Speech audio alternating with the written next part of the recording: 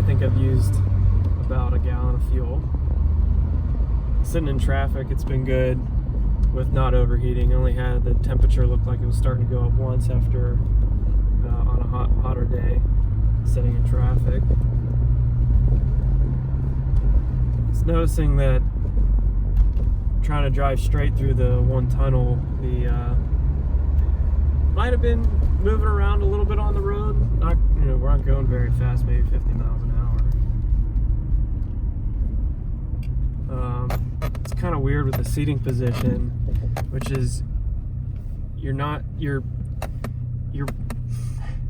gas pedal is way over by the center console, so your legs kind of way over, and then even the brake pedal is more of what's dead on. And then since this car's so small, where you'd expect there be more footwell, it's actually like the outside of the fender well, or I should say the wheel well, and kind of acts as a dead pedal, but it's not quite. Your foot kind of gets stuck down there. I have been very impressed by the AC. That blows cold. The idle can get a little weird sometimes. Sitting in traffic last night, I thought it was gonna stall out once or twice. It's hilariously slow. I tried to race somebody off the line to get in front of them, and you just could count up to 5 until you're up to speed, and you were still only probably going 45 miles an hour. But the turbo noise and stuff, that's a little fun. It's a really comfortable car. The seats, as soon as you sit down in, are just pretty glorious, and the headrest that's another thing, is like the headrest is also off-centered. Like, it's moved over to the left. Maybe I'm off-centered, but it's pretty, every time I put my head back, I have to like move my head over to the left. The steering wheel, there's no adjustment, but I mean, for the age of the car, I guess that's not too different. But it's like the no airbag steering wheel, which is fun. It still seems like there could be an airbag in here with how big it is. It's a really slow steering. That was the first thing I noticed, is the steering rack's incredibly slow. On center, there's quite a bit of play. But yeah, the really slow steering rack, it does not make it exactly feel sporty or very, it's not confidence inspiring trying to take a corner fast. I think I might have taken one corner in a little bit hot and could feel that the car didn't necessarily like it, but really just cruising around town with it.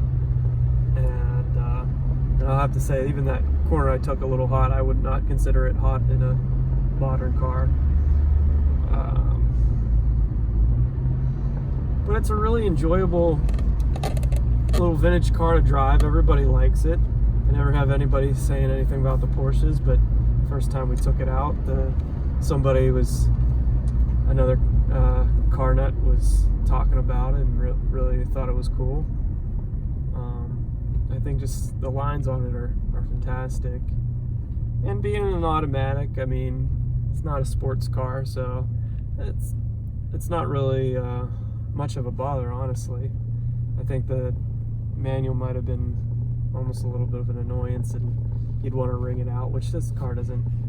You don't need to be ringing this thing out. It should just be a little cruiser. But yeah, it's a really nice piece.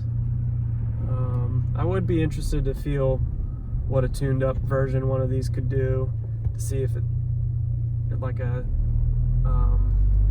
SPG that's been breathed on. I think that would still be on my list of things to drive someday.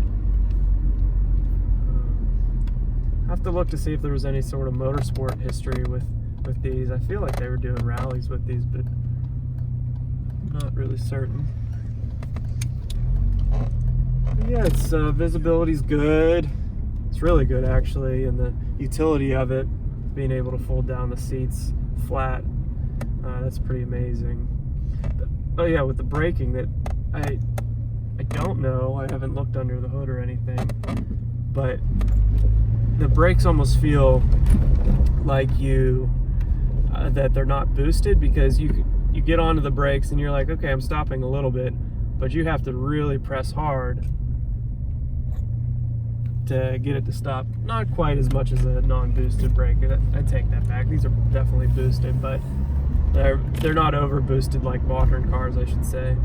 And I think that's where some people will probably complain with modern cars, which is, it doesn't have as much braking feel. Which I think this has plenty, because you have to give it a little bit extra. The other thing, just with being a small car like this, being able to roll down the window, which is in the center, which is fun, and hang your whole arm out the car. That's got to be my favorite feature of it. And you haven't been able to do that in a car for some time, driving more modern stuff. So that's really cool. And yeah, just here off the line, let's give it a shot. Waiting. Okay, turbo boost. And, it picks up. We're at 45 miles an hour.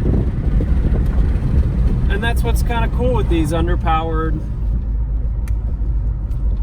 small, vintage cars, is you can have fun without breaking the law. And that's pretty cool. Compared to some other cars that have a ton of power and they don't start being fun until after 4,000 RPM. You just have to wait till the boost kicks in about 3, and it's fun. Well, that's my review of the Swedish meatball. Hope you enjoyed it. So I had some more to talk about with the Swedish meatball. I gotta say that it's a real joy to drive. It's a car that makes driving fun, and it's sporty. It kind of gives you that similar feeling that jumping in your sports car might give you, that excited, like, hey, it's gonna be it's an event getting to the places you're going with it. It's good. I'm sitting here in traffic.